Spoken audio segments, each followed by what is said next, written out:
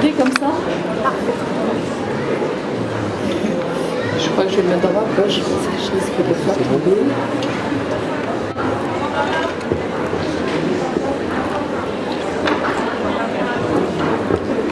Vous m'entendez là? Comme ça? Bon, c'est bon? C'est bon pour tout le monde? Alors, vous êtes venus pour la confiance en soi, personne ne s'est trompé d'endroit, c'est ça? Alors, le micro c'est bon, oui, merci. Alors, tout d'abord, merci d'être là, hein, je vois que vous êtes très nombreux. Je viens tous les ans faire la confiance en soi depuis un certain nombre d'années et vous continuez de venir, je vous remercie. Alors rassurez-vous, pour ceux qui viennent tous les ans, c'est jamais pareil, puisque à chaque fois je reprépare en fonction de l'évolution, et cette intervention m'a été inspirée avant-hier matin. Donc vous voyez, c'est quelque chose de tout récent. Alors je vais d'abord me présenter pour les personnes qui ne me connaîtraient pas. Isabelle Ganon, j'ai 56 ans et en fait dans mon parcours, depuis toute petite, je veux comprendre pourquoi on est sur Terre. Et il se trouve que j'ai des parents qui travaillaient en psychiatrie. J'ai été très tôt intéressée par le cerveau, le fonctionnement du cerveau. Ça m'a vraiment passionnée. Mais au lieu de faire des études médicales, moi ce qui a été mon cheminement pour comprendre comment fonctionnent nos interactions cérébrales, ça a été d'apprendre des langues vivantes, des langues étrangères. J'ai commencé 13 langues parce que je voulais comprendre comment on découpait la réalité dans des paradigmes différents. Et tout ça pour comprendre comment on interagit même dans une culture similaire, parce que chacun de nous est un monde différent, et en fait un monde différent qui appartient au même monde, puisque chacun de nous est l'autre. Donc on va parler de tout ça pour aborder la confiance en soi. Cette quête m'a menée à faire des études longues, et à l'issue de mes études, j'ai commencé en commerce international, puisque quand on fait des langues et qu'on est diplômé de l'université, c'est soit logiquement, c'est soit la recherche, on continue la recherche, soit on fait de l'enseignement. Moi, ni l'un ni l'autre ne m'intéressait. Quand j'ai fait quelque chose jusqu'à un certain point, j'ai toujours besoin de passer à autre chose. J'ai plus d'intérêt. Et vous allez voir que c'est un fonctionnement normal, même si sociétalement, on nous demande de rester dans la même configuration et dans le même cheminement. Et donc le commerce international, et après de fil en aiguille, je me suis retrouvée aux ressources humaines pour une force de vente, c'est-à-dire que j'ai fait à nouveau une passerelle entre mon premier métier qui était commercial et puis les ressources humaines qui sont de la relation exactement comme la relation commerciale, seulement avec un objectif un tout petit peu différent. Et voilà. Donc je suis rentrée dans un grand groupe sur une création de poste de directrice des ressources humaines. J'avais 25 départements français à gérer. Et au bout de 8 ans, j'ai fait un burn-out dans ce grand groupe. J'étais dans le monde de la finance parce que je me suis retrouvée complètement à l'étroit. Je ne me reconnaissais plus dans ce mode opératoire.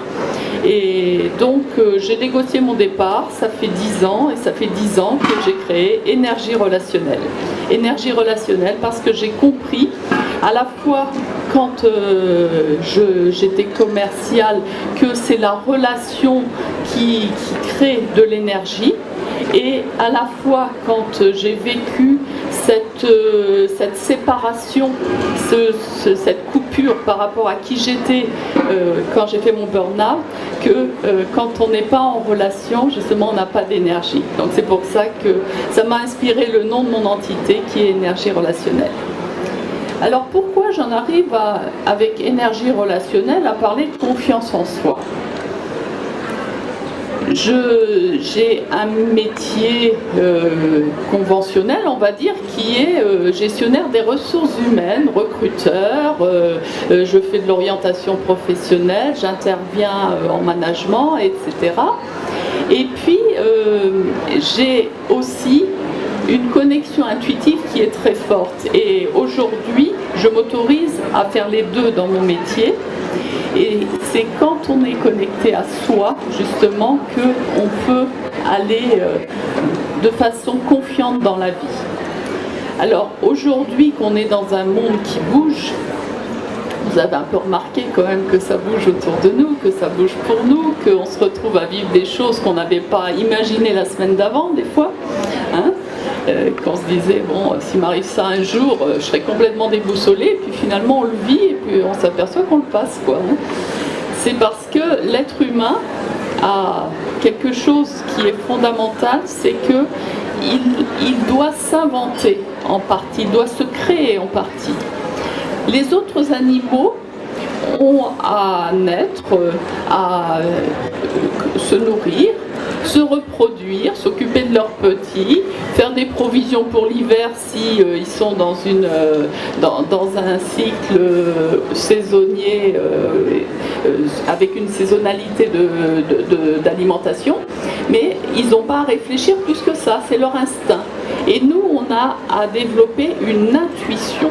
C'est quelque chose de beaucoup plus subtil. L'instinct, c'est au niveau du cerveau reptilien, qui est le cerveau de la survie. Et l'intuition, c'est au niveau du cerveau adaptatif, qui est en quelque sorte un grand centre d'information qui nous relie au monde. Alors, aujourd'hui, on n'est pas en conférence, on est en atelier. C'est pour ça que je vais vous faire travailler. Enfin, je vais vous faire travailler, je vais vous faire participer. L'objectif, c'est qu'on puisse ensemble avancer sur quelque chose. Je vais vous inviter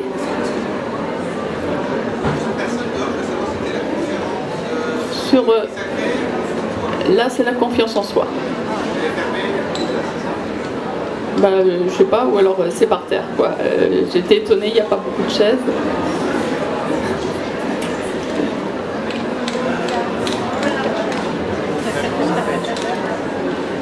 Ah bon? Bon. Bonjour. À ce moment-là, rentrez, fermez la porte, parce que je crois qu'on n'a pas le droit de faire rentrer d'autres personnes. Alors, trouvez vite de la place. Et on commence l'exercice en plus. Alors en attendant, si vous voulez, ce que je vous propose, c'est de faire passer des bulletins. Si vous voulez bien fermer la porte, merci.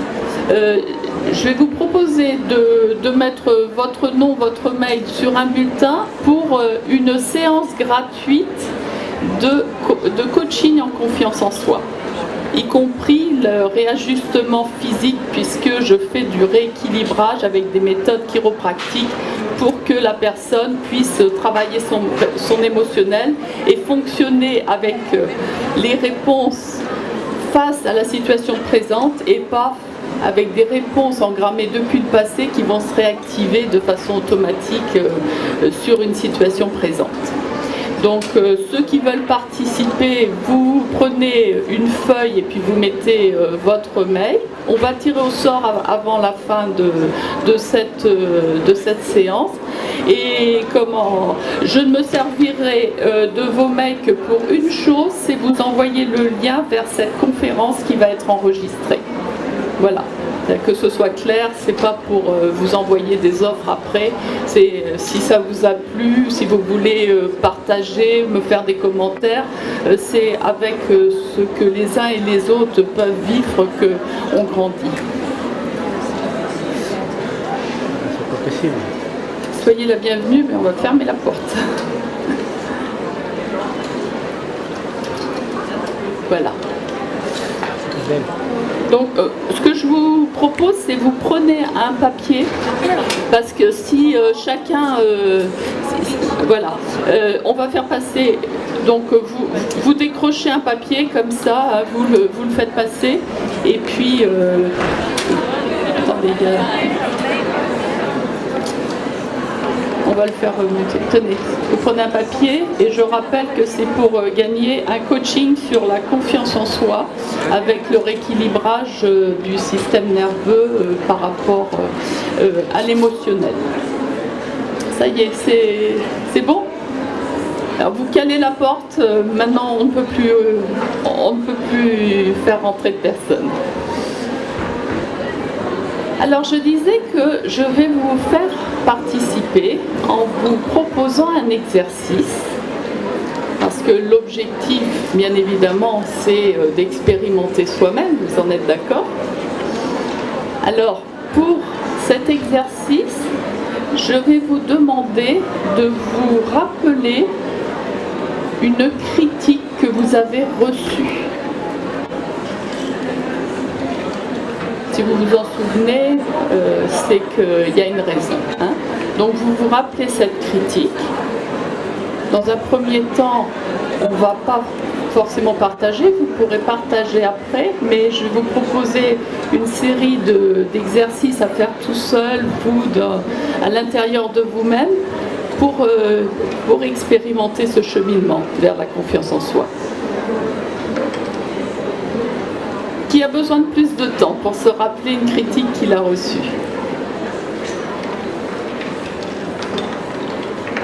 Oh bah dis donc, c'est rapide. Hein. Apparemment, c'est quelque chose qui marche.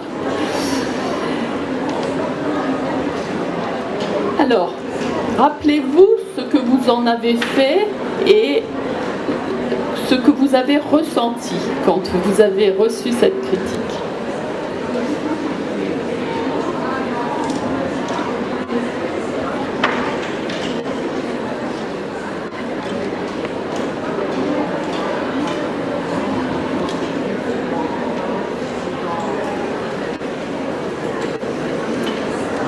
C'est bon pour tout le monde? Quand vous vous souvenez de la personne qui vous a fait cette critique, quel sentiment vous inspire-t-elle? Encore aujourd'hui peut-être. La personne qui vous a fait cette critique, quel sentiment vous inspire-t-elle?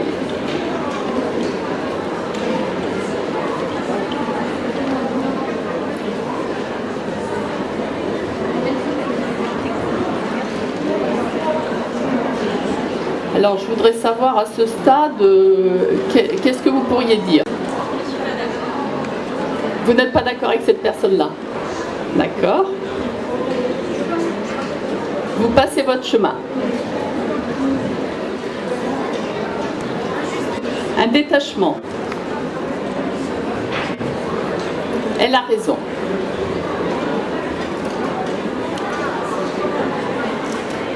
Sentiment d'incompréhension, oui. Vous aussi, un sentiment d'incompréhension? Oui. L'effet miroir. L'effet miroir. L'effet miroir, l'injustice. Okay. Intériorité, infériorité, oui. Remise en question. La colère.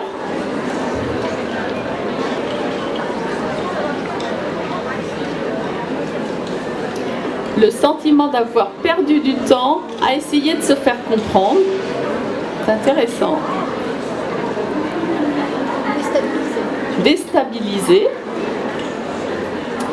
Alors, je vois qu'il y a toute forme de réaction.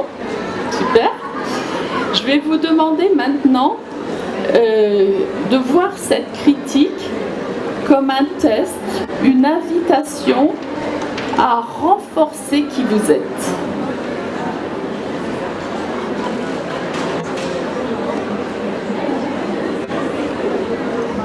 Est-ce que c'est clair pour tout le monde? Non. Alors je vais vous donner un exemple. Il y a quelques années, j'ai monté un salon pour la ville de Cesson-Sévigné, le Forum Emploi Cesson. Et puis, je me suis retrouvée à un moment donné très seule à devoir faire les choses parce qu'il y avait des tensions autour du projet au niveau politique, etc. Alors que moi, je faisais juste un salon emploi, quoi. Et puis, il y a un moment, je me suis retrouvée à nouveau comme en forme de burn-out, alors que j'étais à mon compte. Je me suis dit, là, il y a quelque chose qui n'est pas juste. Et puis, je dis, en plus, ils ne comprennent même pas ce que je veux faire. Hein, sentiment d'incompréhension, on l'a entendu. J'ai eu de la colère, moi aussi, hein, face à ces personnes-là. Et puis à un moment, il y a eu une étincelle, je me suis dit, mais en fait, s'ils me disent ça, s'ils me critiquent, c'est parce que ce que je fais les dérange. Les dérange parce qu'ils ne sont pas capables de le faire. Et ça les embête qu'une bonne femme toute seule, elle arrive à faire ça, quoi. Et ben je dis, voilà, je prends ça et je me renforce avec ça. Je me renforce avec ce que je suis. C'est-à-dire que si je le décide, effectivement, je peux lancer un événement. On le valorise, en fait. C'est ça, on le valorise. Pardon ? Le valoriser. Le valoriser, c'est-à-dire que, en fait,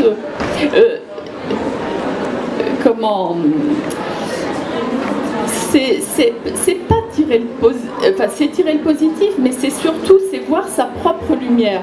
C'est-à-dire que on passe notre temps, on met notre énergie à essayer de convaincre l'autre qui est dans l'ombre par rapport à ce qu'on fait. Parce que chacun a une part de lumière, mais pas la même. Moi, vous me demandez de dépanner un ordinateur, alors je suis dans l'ombre, hein. Je peux vous dire, c'est pas moi qu'il faut le demander. Mais par contre, vous me demandez de mettre des gens en relation, ok, ça je sais faire. Donc chacun a sa part de lumière. Et bien souvent, quand l'autre nous critique, c'est pour nous renforcer, nous dire, hé, n'oublie pas qui tu es. Toi, tu as ça, c'est ça ta part de lumière. N'attends pas de faire en sorte que je sois d'accord, que d'autres soient d'accord. Vas-y, contre vents et marées, vas-y. Vous comprenez ce que je veux vous faire rencontrer chez vous ? Donc rappelez-vous là, cette critique que vous avez en tête et que vous est revenue quand je vous ai demandé d'y revenir.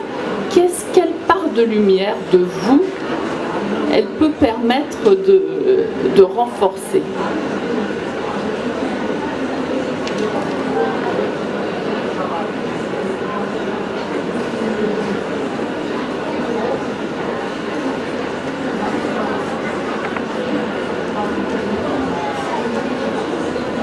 Allez-y. Pardon ? Oui, notre différence, tout à fait. Notre singularité, c'est on est unique. On est unique et on passe notre temps à penser que pour être bien avec les autres, il faut être d'accord. Mais non. Être d'accord, c'est cérébral. Être bien avec les autres, c'est être soi.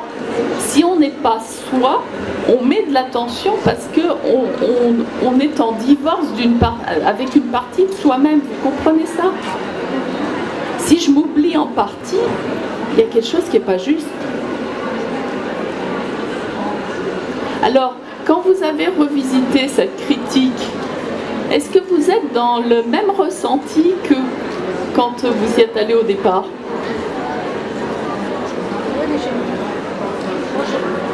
comprends bien ce que vous dites, mais comme elle est critique, alors elle est consciente de la part de celui qui nous dit. Mais comment, en fait, on peut l'assimiler, mais sur le moment, c'est difficile, en fait, oui. de contrer. Alors, de contrer, c'est intéressant parce que, en fait... Parce que en plus, il y a un rapport d'homme à femme, en fait, dans le travail. Oui. Alors, et puis en plus, culturellement, effectivement, en tant que femme, on attend d'être autorisé à faire quelque chose. Et regardez, on est de plus en plus, hommes et femmes, on est de plus en plus dans l'attente que ce soit l'autre qui nous autorise à faire les choses au lieu de s'y autoriser soi-même. Hein, c'est clair. Donc tout ça, c'est de les prendre comme des invitations à être qui nous sommes. Si je sens que c'est juste pour moi, j'y vais. J'en fais l'expérience. Je verrai après ce qui se passe. Mais au moins, je reste en accord avec moi. Je ne divorce pas de moi-même. Et quand vous dites contrer, etc., on a appris à fonctionner séparé des autres. Alors que l'autre, s'il nous critique, l'autre, il est nous. Et donc, s'il nous critique, il est là pour nous dire « Hé, toi qui es moi, tu es en train d'essayer de me copier ou tu es en train d'essayer de copier quelqu'un ou de répondre à quelque chose qui est une commande extérieure, reviens à qui tu es vraiment. l'autre et moi. Là, ici, on est tous un. Et on est tous un. Quand vous allez dans la nature, si vous développez cette sensibilité, vous voyez bien qu'on est très proche de la nature. On est très proche des végétaux, des minéraux, des animaux. Hein, tout le monde n'est qu'un. Et ce ne sont que des expériences qu'on se fait les uns avec les autres pour aller à la rencontre de notre puissance créatrice. Donc quand on avance avec cette force, cette puissance, on a confiance en soi. Si j'ai un sentiment de colère, il faut que je sois toujours en colère, parce que c'est moi. Alors déjà, on est en colère contre soi-même. On n'est jamais en colère contre quelqu'un d'autre, même si on pense qu'on en veut à quelqu'un, parce que on cherche toujours la solution à l'extérieur de soi, comme on cherche la solution à travers quelqu'un qui va nous autoriser à faire les choses. Et en fait, la colère, c'est en fait un sentiment qui nous dit il y a quelque chose que j'ai profondément envie de faire et que je ne m'autorise pas à faire. Donc qu'est-ce que je ne m'autorise pas à faire? Et quand on fait ce qu'on s'autorise à faire, la colère tombe. Tout comme la tristesse, quand on a quelque chose à lâcher, parce que on y consacre trop d'énergie. Alors l'énergie, c'est la pensée, c'est le temps, c'est l'argent qu'on peut y consacrer, l'attention. Et donc, si on consacre trop de son énergie à quelque chose qui ne nous permet pas de briller, de réaliser notre chemin de vie, notre mission de vie, eh ben, il y a un sentiment de tristesse qui vient pour nous dire il y a ça à lâcher. Quand tu vas pouvoir lâcher ça et passer à autre chose, tu vas sentir ton cœur plus léger, tu vas pouvoir retrouver ta puissance de vie. Nos émotions sont là pour nous guider.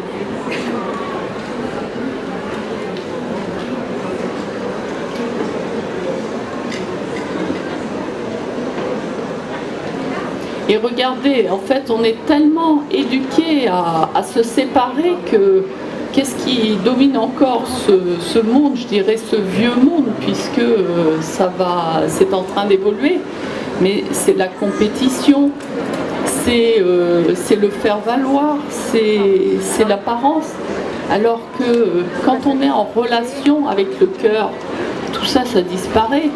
Si vous êtes là aujourd'hui, vraisemblablement que la plupart d'entre vous avaient participé à des stages de développement personnel, avaient été interpellés dans votre cœur sur votre parcours de vie. Vous voyez bien que la relation avec les autres n'est pas du tout la même que quand on est au travail, à vouloir se faire valoir plus que le collègue, avoir de la reconnaissance, mettre toute son énergie à être reconnu sa hiérarchie pour avoir une promotion ou avoir son nom cité dans le journal interne, c'est autre chose. Hein. Vous voyez, au lieu d'essayer d'exister à l'extérieur, existons en nous. Et pour nous permettre d'exister en soi, je voudrais vous faire un exercice tout simple. C'est de vous mettre face à la personne qui est à côté de vous et de lui faire un hug. De lui faire un hug en pensant que cette personne est vous. Ça vous va ? Ça, c'est pas un hug, c'est un bisou. Vous voulez bien venir, madame? On va faire un hug toutes les deux, comme ça, on va leur faire voir ce que c'est qu'un hug. Donc, voilà.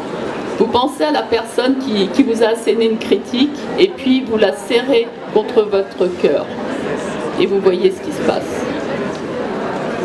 Non, je peux écouter un point. La critique. La personne, c'était toi. En fait, tu Vous pouvez vous mettre debout. Hein. Je vous en prie, merci à vous. Pensez bien que quand on a un sentiment qui nous fait nous séparer de nous, que ce soit la colère, la culpabilité, la tristesse, même aussi en réaction l'impression le sentiment de nullité. On les traverse tous, ces moments de doute, hein, c'est clair, c'est notre condition d'être humain et ce sont des moments qui nous rappellent qui nous sommes. On est responsable de tout ce qui existe, de ce monde qui existe, on est responsable de tout. On ne subit pas, c'est parce qu'on n'a pas réalisé notre lumière, on ne l'a pas exprimée, qu'on laisse la place à ce qui existe quand ça ne convient pas. Donc, prenez cette dimension et vous verrez que vous aurez confiance en vous. Je vais faire une conférence là, au stade de l'emploi le jeudi 28 février sur la confiance en soi dans la recherche d'emploi et j'aurai exactement le même discours en monde professionnel. Hein. Je fais le salon, parce que je suis aussi dans l'emploi. En fait, oui. Je serai sur ce salon. D'accord. Bon, bah écoutez, on se reverra. Voilà. Alors, qu'est-ce que vous avez ressenti quand vous êtes arrivé à la vibration du cœur au lieu d'être sur j'ai raison, hein, je me sépare, j'ai raison. Je mets toute mon énergie à me définir comme quelqu'un de séparé des autres. Hein, moi j'ai ça, moi. Il y a des personnes qui viennent en coaching dans mon bureau et puis je peux même pas en placer une. Elles ont déjà préparé toute la litanie de tout ce qu'elles ont comme malheur pour se définir comme quelqu'un qui a eu tous les malheurs du monde. Donc comme s'il y avait une hiérarchie, une première place à celui qui a eu le plus de malheur que l'autre, quoi. Hein. Et bon, au bout d'un moment, je trouve un moment pour dire stop. Et puis, on embraye sur autre chose. Souvent, d'ailleurs, je passe par le corps avant de rester sur le cognitif, parce que quand on a du mal à débrayer, on n'est pas habitué à fonctionner comme ça. Moi, ce qui m'a permis de fonctionner autrement, c'est parce que je vais régulièrement dans une autre culture, au Bénin, et il fonctionne justement sur l'activation de la joie et de la relation. Et c'est là que j'ai appris l'énergie relationnelle. Et au début, j'étais obligée d'y retourner assez souvent parce que quand je revenais dans l'environnement là, je revenais à mes anciennes habitudes. Puis maintenant, à force de m'exercer, l'avantage de notre cerveau, c'est qu'il est plastique à tout âge de notre vie. C'est-à-dire que même à 80 ans ou à 110 ans, si on le décide, on peut évoluer. Il suffit de faire 20 à 30 fois quelque chose qu'on n'a jamais fait pour pouvoir le faire définitivement. Alors, la première fois, on est un peu pâteau. Hein. Et puis, la deuxième fois, on se dit, ah, c'est pas plus difficile que ça. Puis la troisième fois, on commence à trouver ça jubilatoire. Et puis, on y va, et on se crée une autre vie, rien qu'en mettant autre chose dans notre quotidien. Donc, je vous invite vraiment à expérimenter ça. Et en comportemental, si vous voulez, c'est le coach comportemental. Notre travail, c'est d'amener les personnes à travers des exercices qui correspondent à là où elles en sont et ce qu'elles peuvent faire, d'ancrer d'autres habitudes dans leur façon d'agir. Et c'est par la façon d'agir qu'elles vont changer leur pensée. Et la pensée, c'est l'énergie. Quand on a changé son paradigme de pensée, on change son mode opératoire, on change sa réalité, on se crée une autre vie.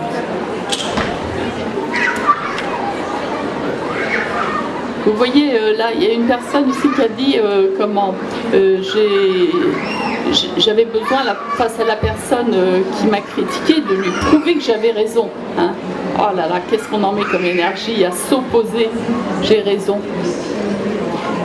Faites quelque chose de très simple. Quand quelqu'un essaie de vous montrer que vous avez tort, dites-lui simplement « t'as raison ». Dites-lui ça. Vous allez voir, il va baisser la garde. C'est génial. Mais alors là, on économise une énergie pas possible. Et là, du coup, le rapprochement de cœur peut être possible Et la personne, dans son rapprochement de cœur, au bout d'un moment, elle peut nous dire non, finalement, c'est toi qui as raison. Alors que si on avait passé des heures à argumenter, elle n'aurait jamais pu démordre de son point de vue et nous du nôtre. Parce que quand on est campé chacun dans une position de séparation, il n'y en a pas un qui a plus raison que l'autre. C'est un mouvement l'un vers l'autre. C'est de se reconnaître comme appartenant à la même entité. L'autre est moi, moi je suis l'autre. Hein. Quelqu'un a parlé de l'effet miroir. L'effet miroir, bien évidemment. Hein. L'autre est là pour nous dire, nous rappeler à nous-mêmes. Et on est là pour le rappeler à nous-mêmes, à lui-même. C'est pour ça qu'il y a des moments où on ne sait pas pourquoi on va sortir de nos gonds face à une personne. Puis après on s'en veut. Oh ben non, quand même, j'aurais pas dû, etc. Mais laissez faire. Accordez-vous, acceptez-vous. Acceptez-vous comme ça. On a le droit de péter un câble de temps en temps. Hein. Ça fait partie aussi de ce qui peut être ça parce qu'on n'arrive pas à le dire autrement et qu'il y a une position qui n'est pas juste. Parce qu'il y a un contrat d'élévation mutuelle entre deux personnes. Donc s'il y en a un qui joue pas son contrat, regardez des personnes qui se définissent comme étant très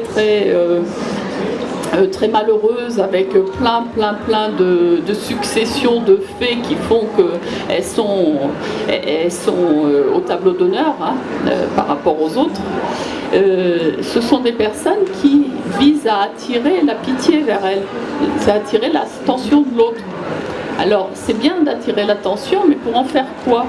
Pour que l'autre soit là à gémir avec elle? Est-ce que ça va lui permettre de réaliser sa fonction de vie, sa mission de vie? Pas vraiment. Et de temps en temps, secouer une personne comme ça ou faire autre chose que de lui accorder du temps, ça peut l'amener à bouger. Moi j'ai vu des personnes de mon entourage, à un moment, comme j'ai quand même une oreille assez... Enfin, j'écoute pas mal les gens, je les écoute beaucoup moins qu'avant, mais il y a un moment, notamment quand j'occupais les fonctions de DRH, j'avais tout le temps du monde dans mon bureau pour dire des choses, etc. Bon, il y avait aussi partagé les succès, il y avait posé des questions, mais il y avait des personnes qui étaient là pensant que c'était le bureau des doléances. Et il y a certaines fois où je disais non. Je disais non, excusez-moi, j'ai du travail. Et ça a fait bouger certaines personnes, alors que si je les avais écoutées, elles n'auraient pas bougé. Donc on est aussi dans le contrat d'élévation mutuelle. Si c'est pas juste pour nous, si on voit que ça me plombe, c'est que c'est pas juste pour moi, je fais autre chose. Oui. Oui, on peut on peut intérioriser, ne rien dire, comme on peut réagir. C'est de s'autoriser suivant ce qui est juste pour nous au moment, de le faire. C'est-à-dire qu'il n'y a pas de recette pour faire telle chose dans telle circonstance. C'est en fonction de ce que je ressens à l'intérieur de moi. J'ai mon guide intérieur et la confiance en soi, c'est de se reconnecter à son guide intérieur. Et le guide intérieur, on le trouve quand on est en accord avec soi sur tous les plans. Pourquoi on déclenche des pathologies par exemple? C'est parce qu'à un moment on a divorcé avec nous-mêmes et notre corps est là pour nous dire attends, t'as mangé trop de gras par rapport à ce que je suis capable de digérer, ou alors tu actives trop la colère et puis il y a le foie qui dit ça suffit, j'en ai marre de gérer ta colère. Hein. Voilà, c'est pour nous réajuster. C'est à nous d'entendre ce qui se passe en nous. Et c'est pour ça que je vous invite vraiment à prendre du temps avec vous, d'une façon comme d'une autre. Pas forcément à travers une technique. Ça peut être marcher simplement dans la nature, ça peut être bober la lune si ça vous va, mais avec vous, c'est-à-dire pas avec un machin dans les oreilles, pas avec des images qui défilent, et vous lâchez le petit vélo et vous êtes avec vous.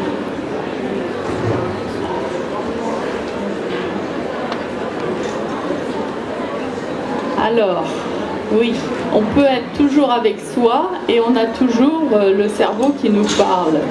J'ai connu j'ai connu ça.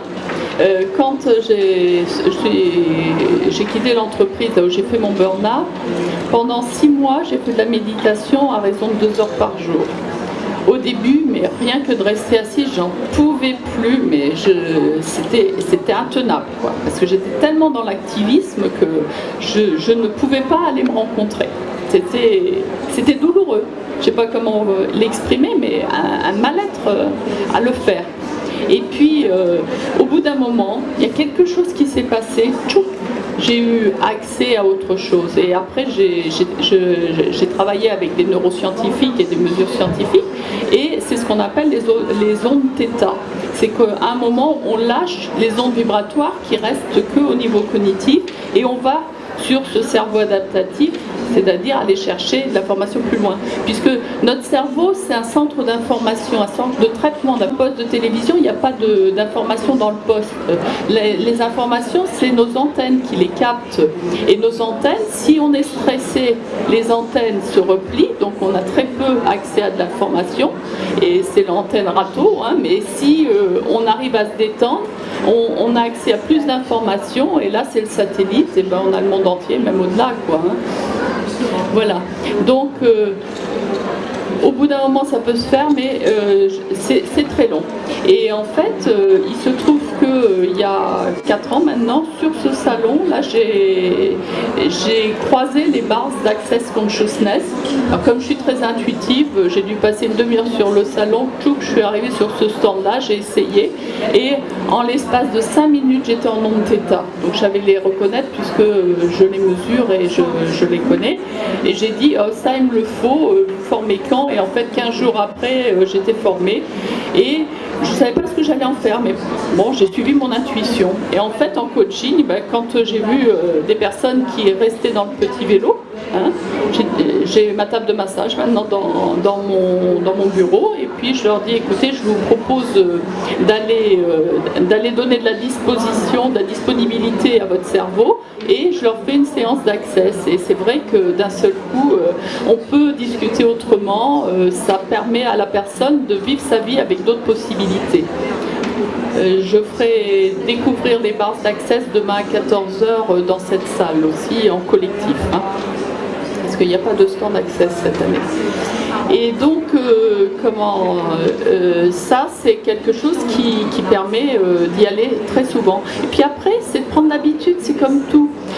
Quand on apprend quelque chose de nouveau, on est comme un enfant qui marche à 4 pattes, qui marche très vite. Là, vous savez, il y a un moment où les gamins, là, ils ont traversé la pièce, on les a même pas vus passer, et ils sont à 4 pattes. Et puis on leur dit, allez, vas-y, lève-toi. Alors ils se mettent debout pour nous faire plaisir, et puis pouf, ils lèvent un pied, ils perdent l'équilibre, tout sur la couche, et puis ils lèvent la par terre. Et bon, on leur dit, allez, fais un effort, etc. Et puis au bout d'un moment, ils se sentent tellement maladroits, ils voient un jouet à l'autre bout de la pièce, ils retournent aux 4 pattes. Ben, nous, on fait la même chose, c'est-à-dire qu'on a ce fonctionnement par séparation, et on se dit, bon, ce serait peut-être mieux de fonctionner avec, en intégrant tout, hein, en prenant conscience que l'autre est moi-même et en interagissant avec lui. Mais il y a les vieilles habitudes qui reviennent, et puis on repart sur le 4 pattes de la critique, de culpabiliser l'autre, de le tenir comme responsable de notre malheur, etc. Et donc c'est au bout d'un moment, quand on s'exerce encore et qu'on ancre de nouvelles habitudes, et ben on s'aperçoit que marcher debout, c'est tellement plus confortable, on peut aller beaucoup plus vite et on peut courir. Mais c'est un exercement, et c'est pour ça que quand je forme aux bars, je propose des séances, des temps où on se retrouve entre personnes formées pour échanger les bars entre nous, parce que souvent les personnes qui se forment aux bars, c'est pour donner aux autres, et elles ne le font pas pour elles. Et donc c'est des temps pour nous, pour se régénérer. Et à force d'aller biberonner comme ça régulièrement en ondes θ, et ben, quand on vit une situation qui avant allait nous stresser, naturellement on reste détendu. Voilà. Et c'est une bonne remarque, hein, parce qu'effectivement c'est quelque chose à intégrer, c'est des nouvelles habitudes. De la même façon, pour être en accord avec soi, aujourd'hui je forme à la cuisine vivante, parce que quand on est en accord avec sa physiologie, qu'on suit ses goûts, parce que nos goûts parlent de nous. Notre personnalité, comment elle est bien faite. Si on est avec une personnalité, et notre personnalité, notre vraie personnalité, elle nous permet de remplir notre mission de vie. Mais comme on est des mammifères, on a besoin des autres pour subsister, pour survivre, pour nous nourrir, pour nous changer, pour nous faire des câlins. Pour être sûr d'être aimé de ce groupe-là, de la famille, on va des fois faire des compromis, c'est-à-dire qu'on va se comporter d'une façon qui n'est pas selon notre vraie personnalité. On commence à divorcer avec soi dans les premiers mois de notre naissance. C'est très très tôt. Et c'est pour ça qu'en neurocomportemental, on ramène la personne à sa vraie personnalité. On lui montre qu'elle a pris, elle s'est mise des interdits à exprimer sa vraie personnalité sur certains plans, et du coup, elle ne peut pas réaliser ce qu'elle veut. Alors, il y a des personnes qui me disent « Ah ouais, mais c'est pas facile ». Je dis « Attendez, vous venez me voir parce que vous croyez que ce que vous vivez, c'est facile ?» Ben non, c'est vrai. Il y a des personnes qui vivent des choses pas possibles, mais vraiment, et puis qui me disent « Ah ouais, mais ça va pas être facile de changer ». Ben, je dis si c'est facile ce que vous vivez là, c'était pas la peine de venir. Hein? Ben oui, parce que plus on insiste, plus ça persiste. Oui, mais en même temps, c'est quelque chose qui est plus simple, mais on n'est pas habitué à fonctionner simplement. On est habitué à devoir mériter les choses. Vous savez, c'est comme quand on mange. Si tu ne manges pas ton assiette, tu seras privé de dessert, alors que quand on est petit, c'est surtout le dessert qu'on voudrait. On a toujours la carotte au bout, mais on ne commence jamais par l'agréable. Alors que notre vraie nature, c'est de commencer par l'agréable. Quand nos ancêtres étaient dans la nature, ce sont des chasseurs-cueilleurs, quand ils trouvaient des baies bien sucrées, tout ça, ils se disaient pas on va les mettre de côté, et puis quand on sera sage, on les mangera. Hein. Ils y allaient tout de suite. Ben oui, mais nous, on est complètement à contre-courant. Donc, revenir, retrouver son intuition, ça passe par revenir à quelque chose d'instinctif, mais le dépasser pour se réaliser. Autrement, on en reste au stade animal. Est-ce que ça vous fait réagir, tout ça ?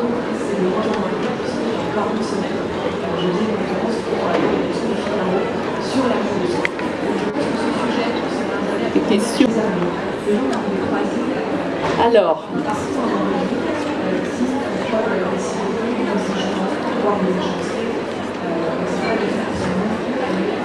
donc je répète pour que vous puissiez tous entendre.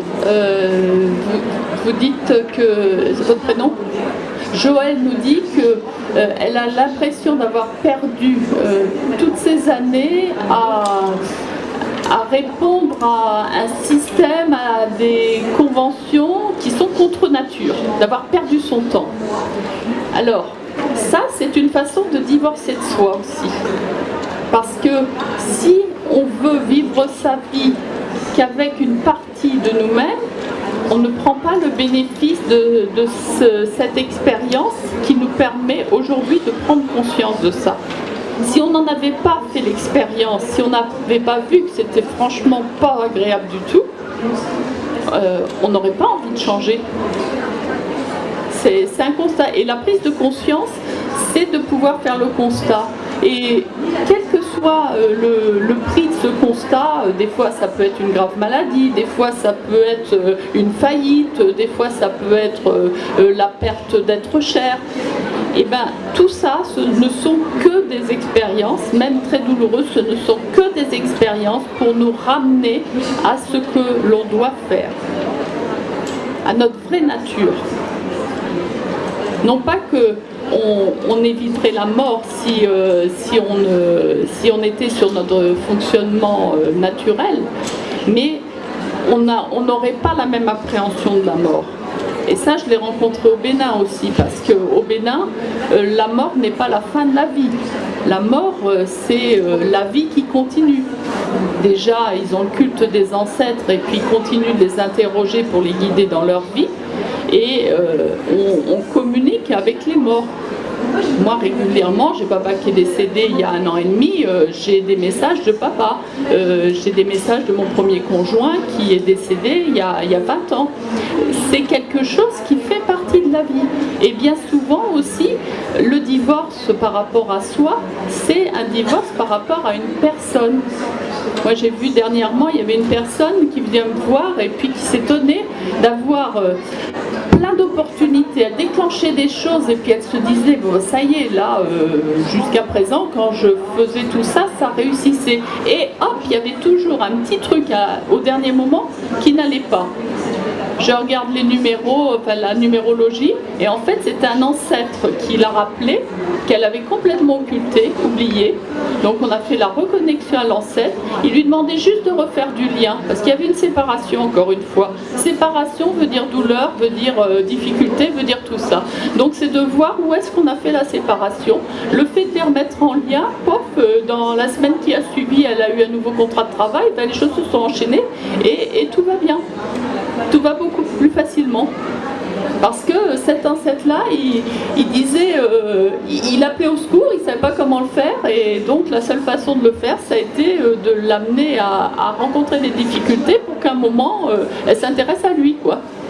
Et une fois qu'elle s'est reconnectée avec lui, qu'elle l'a remise dans son cercle de vie, en quelque sorte, et ben voilà.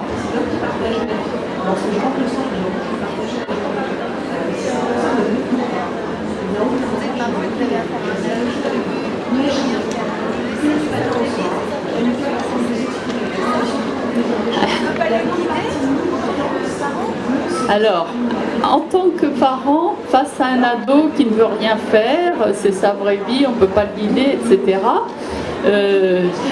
Déjà, les enfants naissent avec, et nous-mêmes quand on est né, on est avec toutes les possibilités pour survivre dans n'importe quel coin de la planète. C'est-à-dire que même en naissant ici à Rennes, le bébé, il est doté de la capacité de reconnaître les nuances entre 120 vers pour pouvoir survivre au fin fond de la forêt amazonienne. Bien évidemment, il ne va pas s'en servir et nous, on n'a pas utilisé toutes les capacités qui étaient à notre portée quand on est né.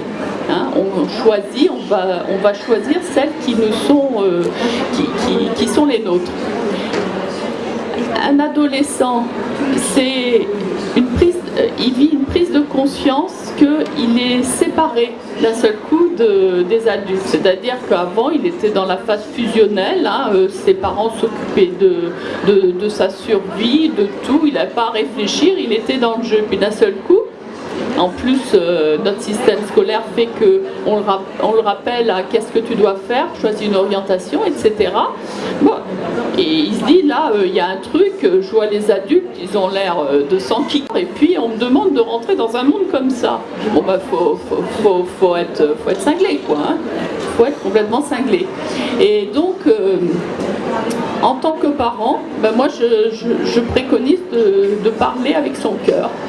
C'est-à-dire quand on voit qu'il ne fait rien et puis qu'on se tape tout et que ça nous contrarie, bah c'est de dire écoute, moi je trouve pas ça normal que tu passes ton temps le derrière dans un fauteuil avec ton ordinateur ou ton smartphone dans les oreilles et puis que moi pendant ce temps-là je fasse toutes les tâches ménagères. Hein, voilà. Ça peut être aussi à l'école, ok, tu veux pas travailler à l'école, ok, tu veux pas travailler à l'école. Bon, ben dans ce cas-là, fais quelque chose qui te plaît, choisis quelque chose qui te plaît, mais fais-le à fond. C'est lui apprendre la passion. C'est peu importe, regardez les personnes qui font des métiers qui ne sont pas des métiers forcément conventionnels, et même dans les métiers conventionnels, il y a des personnes qui le font avec passion. Ça fait d'autres professionnels, ça crée un autre monde, vous êtes d'accord ? Donc c'est ça qu'il faut qu'on fasse.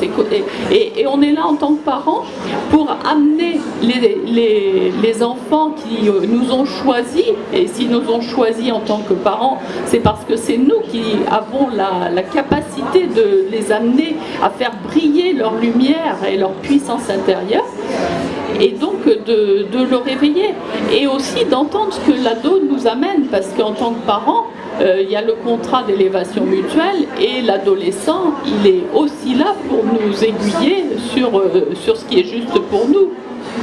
Moi, je dis toujours que mes meilleurs coachs, c'est mes deux fils. Hein.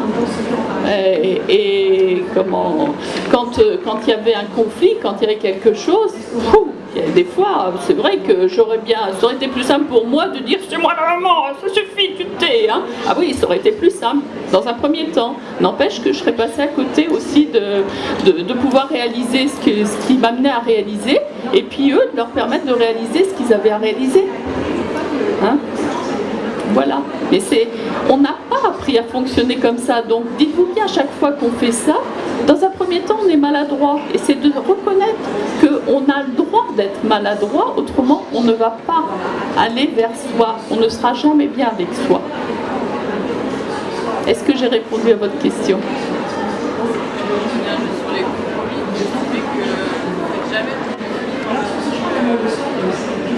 Alors, est-ce que je fais des compromis ?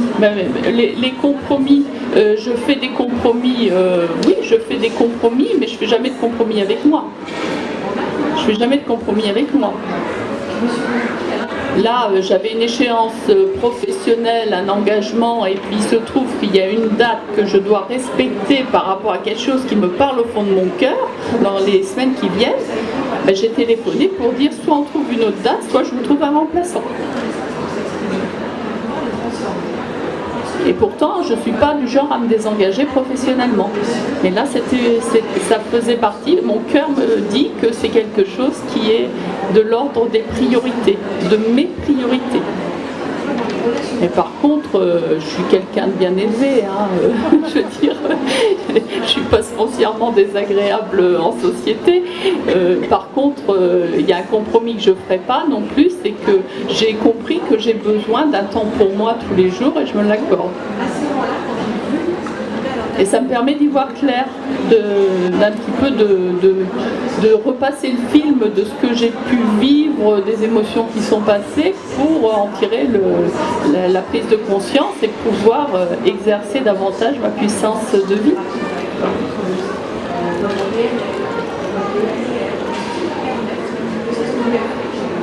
D'autres questions ? Donc je ne sais pas où est le petit carnet, là, ceux qui veulent participer au tirage. Donc je rappelle, j'offre une séance de coaching en confiance en soi avec un rééquilibrage du système nerveux en fonction, et j'utiliserai, je vous demande vos mails, j'utiliserai ce mail uniquement pour vous envoyer le lien vers la vidéo de cette conférence. Et vous la faites passer, et puis je viens récupérer le petit carnet. Ceux qui n'en ont pas eu, le petit carnet est là, qui tourne. Voilà.